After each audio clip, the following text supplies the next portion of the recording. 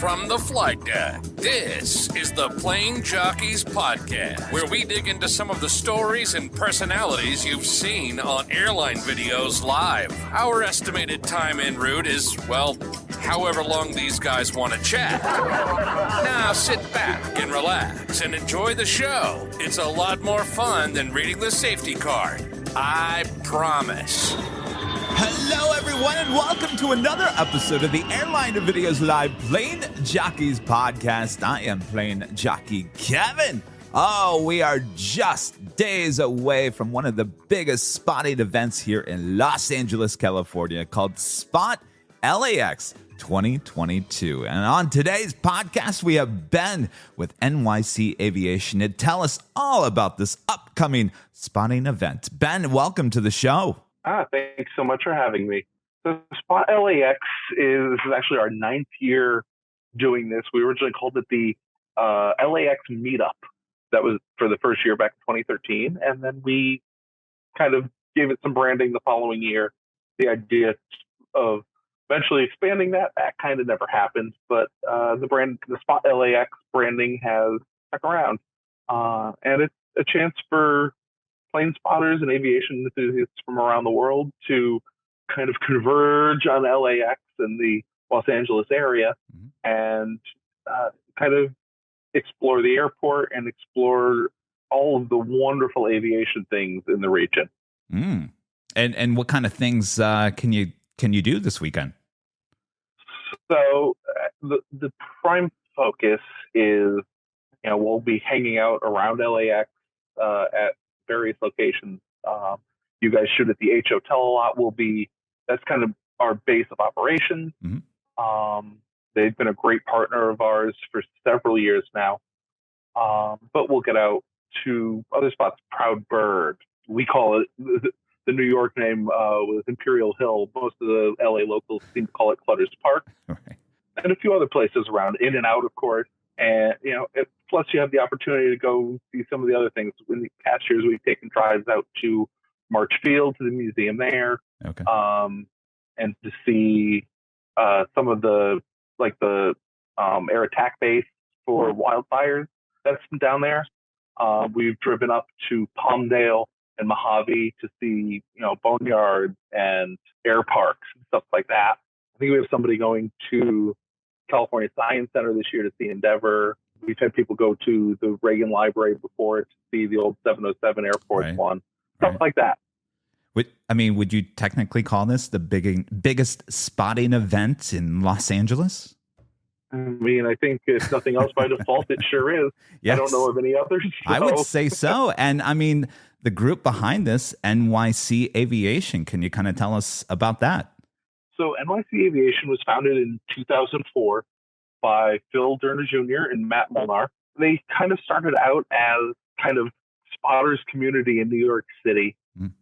Started out with a email newsletter, and it quickly grew to being a website, and it quickly grew way past New York City to the point where we now say we're New York City based, but we're really kind of nationally and globally focused. If you follow us on social media, you'll see a lot of discussion on, New York City airports as our area of expertise, but we'll also cover things that happen everywhere else out in the country. If it's interesting, and especially if we're seeing poor information coming out, we want to get out there with a good narrative on, how this is and how things are. So, over the years, the website grew. For a while, it was one of the biggest, largest enthusiast sites on the internet for airplane enthusiasts. And, over the years, things have happened. Matt passed away back in 2012, early 2013. And then Phil left about 5 years ago to pursue other opportunities that weren't really compatible with him owning an aviation news website. We still stay in contact with him. He's definitely still part of the family, even if he has to kind of live away from us. So SpotLAX has kind of become one of our big focuses of the year every year now. we start planning in about October or early November. As soon as we're done decompressing from this year's, we will start planning next year's. If nothing else, to get dates in place. Excellent. Well, I mean, you guys are all mostly on the East Coast, correct? By saying that, you're basically around the New York area. That's kind of, I guess you would say that's the base, but we have team members in Seattle. We run ourselves on a board of directors model. Okay. So I'm New York based. I'm one of the directors, but one of our directors in Seattle. One of them is actually in the LA area. He actually works at LAX. Oh. And then we have a team member in Florida who runs our forum side of things on the website. Gotcha. Our web developer is based in Philly these days. So we're really all over the place. How is, speaking of New York, everyone's familiar with New York and JFK, being one of the premier spots for commercial aviation in the world. How is spotting there recently? Lots of good places to watch planes and take photos? JFK is an interesting beast, I always tell people. Mm-hmm. To compare it to LAX, LAX is a very easy airport to spot at. Most of the spots are good most of the time. JFK, you need to know what runways they're using and where the light is. So if you go on NYCAviation.com, you click plane spotting up on the top tab bar, and you click on JFK Airport, you'll see that there are 8 or 9 different locations to spot from at JFK. But at any given time, only 1 or 2 of them are actually usable for a decent photograph, if that's what you're going for. Right. JFK hasn't always been the most friendly place. We've had great communication with LAWA, especially the past year. Mm-hmm. The airport has always been very well known for being friendly to photographers. Right. JFK, while they're not hostile like they used to be, they don't exactly roll out the red carpet for us either. But we sort of, through the brute force method over the years, have made it a really great airport for spotting. Just getting people out there every weekend, sometimes weekdays. The more we get seen by the community, we find the less problems we've had. What do you think the background is on that? Why would LA be so open to plane spotters and New York not so much? Man, I think the culture in LA. I remember the first time I came out in 2013, mm-hmm. and after the weekend, it was a Monday morning, and I got to Clutters Park. I was probably the first person there. I was flying out later that afternoon, but over time, people just started showing up, and you don't just get the hardcore enthusiasts, the diehards. You get people who just bring their families out and watch because they know it's a spot where they can see the airplanes from. Right. And I think it's just been going on for so long that LA is great for this. New York, well, we had 9/11 happen here, and I really hate to blame things on 9/11, but when you talk to the guys who are out there spotting, mm-hmm. In the 90s and 2000s, things got really difficult for a few years after 9/11. Right. The police department for the airports, it was also the police department for the World Trade Center. JFK and LaGuardia haven't been too bad. I mean, I think at JFK we deal with 7 or 8, maybe 9 different police jurisdictions in the various spots between New York City and the airport police and the bordering counties police, different park polices, you name it. But most of them have gotten very used to seeing us, and they really don't bother us anymore. But it definitely wasn't that way for quite a while. Interesting. I mean, I've always talked about, with our live shows, the live streams that we do on YouTube.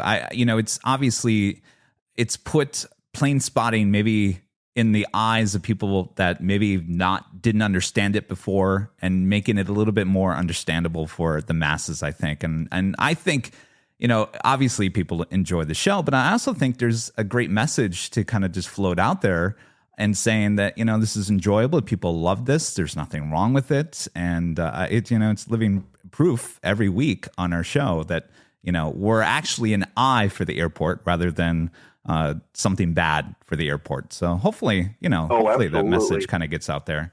Absolutely. I've long viewed us as we're definitely an asset. We're not a risk. Every once in a while, you'll, especially in New York, you'll get a police officer will come up and they'll pull out with everything that's going on, and it's like, well, what's going on, and how does photography have anything to do it? Right. Back up your statement here. Is there some experience where a photograph of an airport or an airplane has actually led to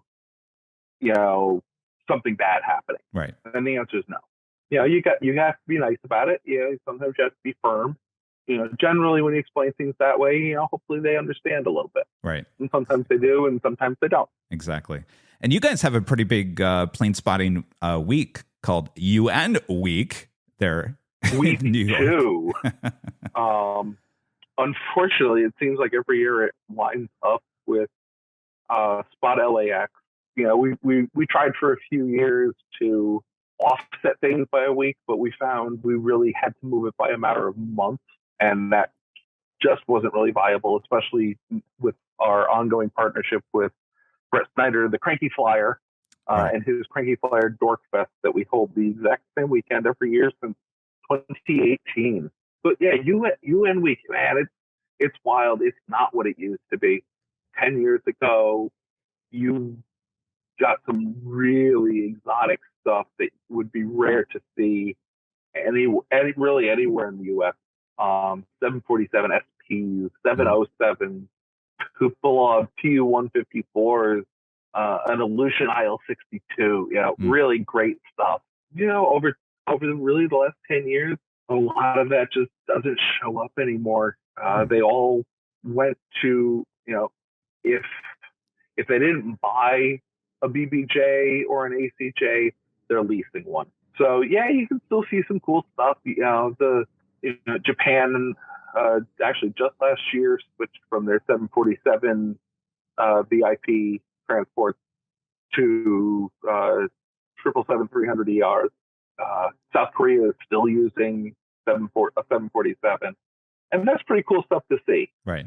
Turkey has a couple stunning aircraft, an A330 and a 747-AI, and they are absolutely gorgeous. Actually, one of my all-time favorite photos is the Turkish government A330 arriving in perfect golden hour light. It was at the end of an absolute awful day of gloom and clouds and low ceilings and not a whole lot of special airplanes. And all of a sudden, just before sunset, the sun came out and the plane came in. Yeah. There were about 50 of us in a park, and I've never seen such an excited group of 50 plane spotters in one place. Very nice. So I mean, I guess I have to ask you. So, any of us West Coasters that want to come out for UN Week, would you suggest it still, or would you say, just stay in the nice warm temperatures in LA? No, it's definitely still worth doing. Okay. It's UN Week, man. It's the thrill of the hunt. It really is. Yeah. It's for years, I took it pretty seriously, to the point people would call me Mr. UN Week. It was, holding myself up in my car, listening to the scanner, because a lot of times they would do very late runway switches, and you'd literally let's go, they're going the other side. You have to pile in, break about 15 traffic laws, and you'd pull into to a spot where you could get a shot of it, with seconds to spare sometimes. It really took a lot of effort, but you could also have people from out of town and then just, kind of hook up with the group and go with the flow. And when we say, hey, we're going, they jump in and then go right with us. Is there one spot there at JFK that is like the ultimate spot, kind of like at LAX? If you're on the south side, obviously you're at Clutter's Park. You want those great departures. Maybe if you want some arrivals, you go to the north side. But if anybody ever, thinks about LAX plane spotting, they instantly think of Imperial Hill, Clutter's Park. Is there one place at JFK that just is like the prime spotting location? No, not really. Okay. It like I said earlier, it really all depends on which sets of runways they're using. Right. JFK has 2 sets of parallel runways at 90-degree angles to one another. And sometimes they'll run on 3 runways, what we call the split. Okay. So they'll either arrive on 2 parallels and depart on one of the parallels and a crossing, or sometimes they arrive on crossing, and that's really where the challenge at JFK. It's almost some of those spots you just can't get between them in time. It's a half an hour of driving, and you have about 10 to 15 minutes from the time they check in until the time they're landing. Right. Oh, the drama. That's what we love about plane spotting, don't we? It's LAX, man, it can almost be, say the term novice, but it definitely can be a beginner's airport. You can go there with a camera and you can have a lot of luck. JFK, you could go there with a camera and do what I did the first time and say, I'm going to go to this spot. And you stand there for half an hour and you haven't seen a single airplane. You pull up, when I was starting, it was, either a scanner or liveatc.net. We didn't really have Flight Radar 24 back then. Right. But you'll pull up, your choice of thing that tells you where the airplanes are going. And it's like, because I have to go to this spot, 15 minutes away. Now, that isn't to say there aren't great spots. I would say if you had to pick one as our kind of iconic spot, it's only because it's the only one that's really been given a spotter-specific nickname. It's the one we call the Mounds, and it's primarily for runway 22 left arrivals in the evening. But it's a soccer field next to a school with a big old berm that you used to be able to go up on top of it. Some people still do, but it's become very overgrown in the last couple of years. But almost, in my opinion, you don't need the mound. You can go out on the soccer field. A lot of times we'll just stay in the street. It's kind of a horseshoe street around the school, so you don't get too much traffic. You can spend, hours there until they change the runways on you or it gets dark. I always tell everybody on the show, I'm like, if you're coming out to LA, at least give yourself like 2 to 3 days because, we've got the north side, we got the south side. I mean, obviously we've got a lot of planes coming in and out no matter what side you're on. But if you're coming out for, certain plane and you're on the north side, and all of a sudden it goes to the south side, at least you give yourself an extra day to maybe go to the south side to maybe possibly get it. So you don't leave LA crying. You don't want to be crying. Sure. It sounds like you might cry a little harder leaving New York. It sounds like it's just a much difficult. It's possible. It's definitely a more intermediate skill level. Again, not to say that a newbie can't do it. I was actually just corresponding with a young man from Poland last week. He's coming to New York in October. He really wants to spend a day at JFK. I checked him out on Facebook, and it's planes everywhere. Really enthusiastic guy. And I'm like, okay, listen, you got to read through these spotting guides. Right. You have to know them at least well enough to know that where you're going to go if it's the morning and they're on the 22s, or if it's the afternoon and they're on the 31s, because otherwise you're just going to be disappointed. But man, you can get some really good shots there. Do you think in the future that maybe possibly the New York airports, JFK, will ever have a designated plane spotting location? Do you think that's even in the cards moving forward? Unfortunately, I just don't see it ever happening. We tried over the years. We've tried some very direct outreach with them, going to airport authority board meetings, making presentations for all sorts of different ideas we had, from airport watch to spotters events, and we kept finding the same thing. We could work our contacts, people we knew that were lower level, and they would be extraordinarily receptive to it. They'd kick it up a level, extraordinarily receptive to it. And we would, everybody loved it until it got to the top, until it got to the Port Authority Board or Port Authority Police Administration or Airport Administration, and they would just shoot it down time after time again. It's really unfortunate, but it's just not a priority for them. Just as a group of enthusiasts, we've really created something special. Yeah. There's somebody out, definitely if it's good weather, they're out there every weekend, being seen. And that's, if we're not going to get help from the airport, then going out and being seen by the public so that they're not thinking that we're a problem is really the best thing we can do. And man, I just love going on, the various outlets, be it our website or there's a Facebook group, New York Airport Spotting and Photography, that's run by a couple old friends of the site, old time, as we would call them, NYC Ayers. And man, I'm seeing photos every day. The stuff people get it's just fantastic. Airlines from around the world, similar to LAX, but a different mix, much more European focused. LAX is a lot more Pacific focused. With the UN in town, you get, even outside of UN week, you never know when something, when the Qataris are going to show up, or somebody's going to show up in something that you couldn't see coming, and all of a sudden, what's that next thing? I can't recognize it, and it's something that you hardly ever see anywhere in the United States. Yeah, it's pretty wild. Yeah, no, absolutely. I mean, we get the same thing here, and we go crazy. Ben, this has been absolutely fascinating, getting to know you and learning more about spotting in New York. Well, let's talk a little bit more about the upcoming SpotLAX2022 event coming up days away. Up after the break. Stay tuned. Folks, again from the flight deck, we hope you're enjoying those luxurious seats and plentiful complimentary beverages.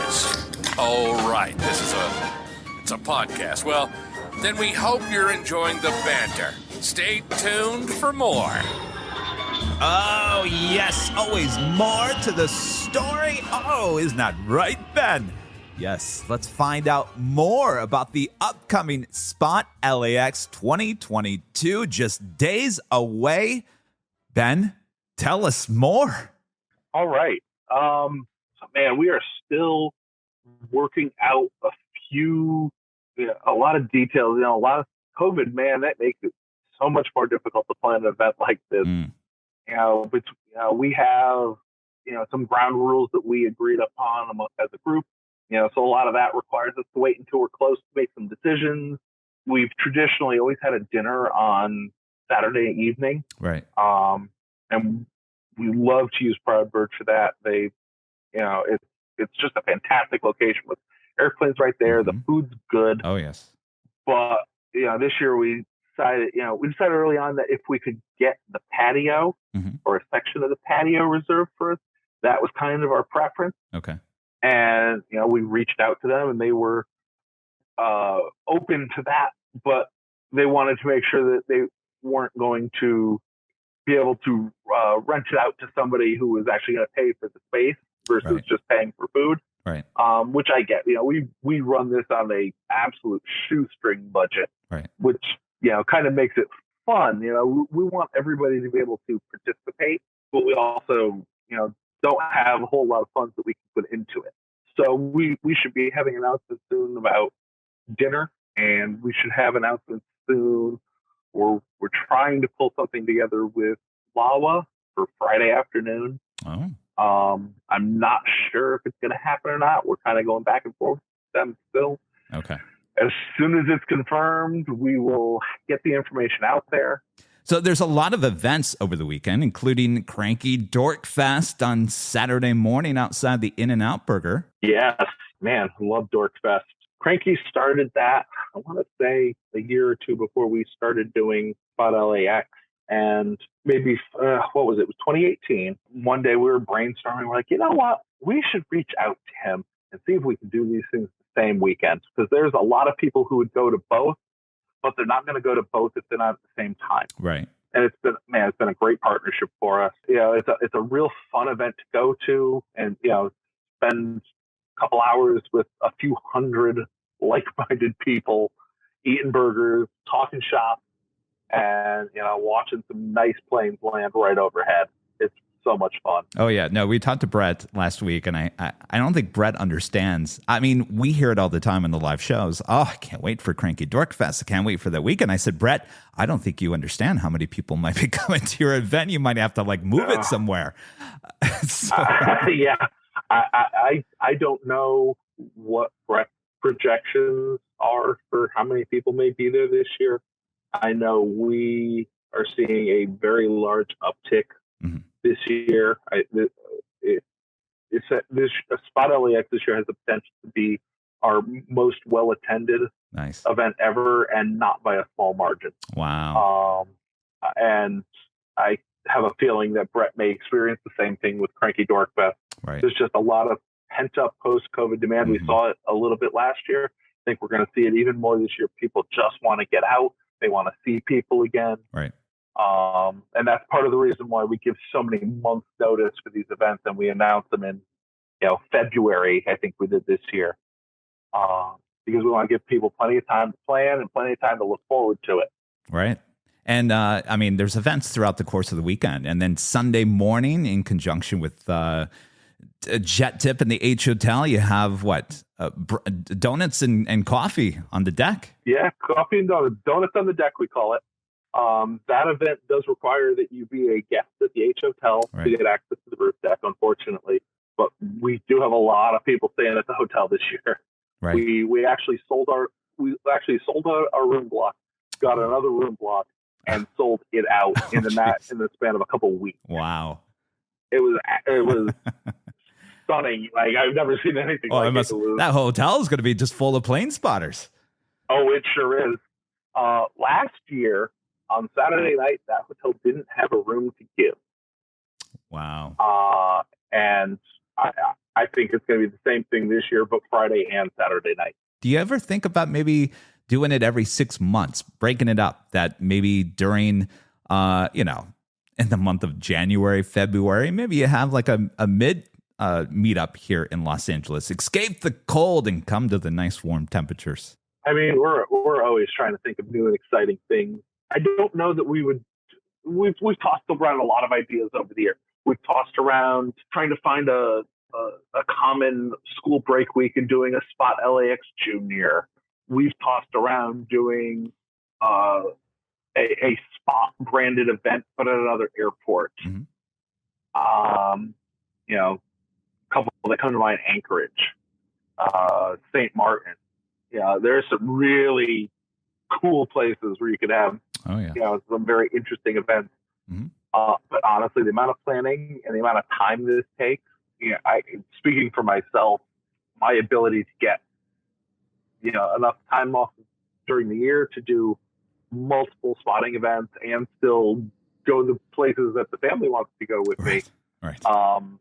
It's not something that's in the cards right now, but we're always keeping our eye out for opportunities. Oh, that's cool that you guys are looking at other ways to expand this event. And I want people to understand, listening, that this is relatively a free event, the SpotLAX2022. I mean, basically, you just have the cost of airfare and hotel, but the event is basically free. Yeah, we do everything we can to keep the cost to really, nothing, beyond what you want to spend. Paying for your hotel, the H Hotel, I would first admit, it's not the least expensive hotel in the world. It's not the least expensive hotel on Century Boulevard. We partner with them because, man, the whole place is Amgeek themed, down to the name. I don't know if you know that, Kevin. Oh yes, I know. It's the runways. Yes, but it's really, it's your cost of getting to LA. It's your cost of, putting yourself in a hotel. It's your cost of your meals. It's the cost of the equipment you bring with you. Right. And we see people come with thousands of dollars in photo gear, professional quality, and we see people come with cell phones. And you know what? Everybody has the same amount of fun. And, last year when I was there, I noticed a lot of people actually just fly in, and maybe just for the Saturday of the Cranky Dork Fest mostly, but people actually fly in that morning and they attend the events, and then they'll literally fly out later that night. They sure will. We see it every year. In fact, we're always trying to get people to like, hey, why don't you stay another day, or why don't you come in, the day before? I get that that's not viable for some people, and so some of it is it's the draw that you can fly in from New York the morning of. You can be on the 6 a.m. flight. You've landed at LAX by 9 o'clock, 9:30 at the latest. Walk over to In-N-Out for 11, right. Spend a few hours there, and you get the red eye home. Right. Sounds like a great day to me. We would love it if you stay a little longer. Maybe you're not a plane spotter. Give it a shot. Right. Or don't. Just kind of hang out with us and talk. There's time between airplanes, and we only want to talk about airplanes in between airplanes. You got that right. Ben, so where can people find out more information about the upcoming SpotLAX2022 and NYC Aviation online? Best place, NYCAviation.com. I believe our SpotLAX introduction is front and center there still. It'll have all the information you need in that article. It'll have where you can sign up for our newsletter. We send that out. Anytime we have something to announce, it goes to the newsletter first. The weekend of the event, I try to do at least an update every morning on what we have going on. So I really strongly recommend people sign up for the newsletter. Our strongest social media presence is on Twitter. I'm sure we'll be putting posts up that weekend about events coming up and photos that have been taken. We try to do some stuff on Instagram as well, but we're definitely stronger on Twitter. Well, I'm looking forward to it. I'm looking forward to the weekend. Are you looking forward to the weekend? I am really looking forward to that weekend. Right. I do every year. We're starting to get into crunch time for me. A lot to do. I have a box of raffle prizes sitting behind me that got to get shipped to the H hotel to meet me there. I bought stuff before COVID started as raffle prizes. Wow. And they're still sitting here 2.5 years later. Okay, Ben, hold on a second. When is this raffle? I didn't know about this raffle. The raffle when? Where? What? So traditionally, the raffle happens at dinner. Okay. And that's our goal. There's a small chance it'll happen at Donuts on the Deck on Sunday morning. Okay. But because the dinner is open to anybody, you don't have to be staying at the H Hotel to go to dinner. Right. We're going to try to do something Saturday evening. We will put information on the website. We'll put information on Twitter, and we will absolutely have the information on that in the newsletter as soon as we have a final decision on when that's going to happen. But it will be happening. Perfect. Well, I'm excited about that. All right. Well, I'm all excited about this weekend. The biggest spotting event in Los Angeles happening when again? So it's the weekend of September 17th and 18th. We will have people arriving as early as the 14th and 15th, that Wednesday and Thursday before. People staying as late as Monday and Tuesday after. A lot of us, myself included, we make a week out of it almost. Excellent. There's just so much for us to do. And, my favorite thing about SpotLAX, they say the same thing about Oshkosh. You come for the planes, you come back for the people. Yes. I'm definitely in the coming back to the people part. I meet new people every year.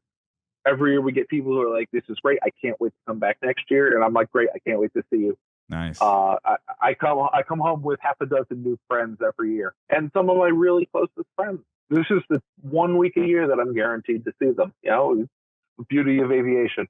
You make friends all over the country and all over the world. Mm-hmm. Oh, yes. We know that all too well here at Airline Videos Live. I mean, the community that we've built just on the live broadcast, and it is worldwide. It's amazing. So it is. It's been wonderful to watch happen. Well, Ben, I am so excited about that weekend coming up. Thank you so much for joining me on the Airline Videos Live Plane Jockeys podcast. I guess I'll see you in a few days, huh? Yeah, we'll see you very soon. Thanks for having me. Yes, thank you, Ben. And we'll see you all there. We'll see you next time on the Plane Jockeys podcast. Bye-bye. Goodbye. Well, folks, we finally made it. That's good, because the first officer and I have talked so much, I feel like I know him better than my brother. Bye-bye. You've been listening to the Plane Jockeys podcast, a companion to Airline Videos Live. Goodbye. Find us on YouTube, Twitter, Instagram, and TikTok at Airline Videos, or visit airlinevideos.com. On behalf of the entire crew, thanks for joining us, and we hope to see you again on the next Plane Jockeys podcast. Bye-bye.